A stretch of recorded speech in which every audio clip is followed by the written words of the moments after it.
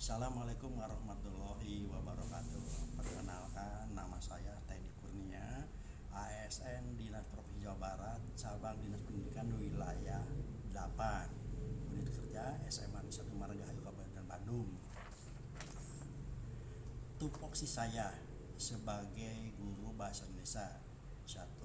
Merencanakan, melaksanakan, mengevaluasi dan menilai hasil pembelajaran, menganalisis hasil pembelajaran, melaksanakan tindak lanjut hasil penilaian. Yang kedua, melaksanakan tugas lain yang relevan dengan fungsi sekolah. Yang ketiga, mengikuti diklat pelatihan. Yang keempat, mengikuti kegiatan MGMP.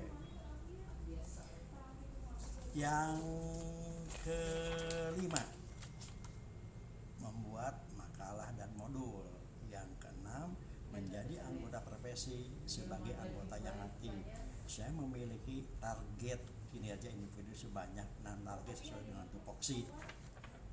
Target tersebut berkontribusi terhadap target kinerja perangkat daerah sebesar 100%, serta berkontribusi terhadap target kinerja gubernur 100%.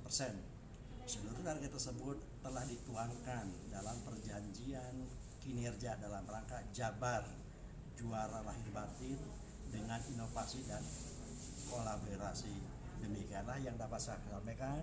Terima kasih. Waalaikumsalam warahmatullahi wabarakatuh.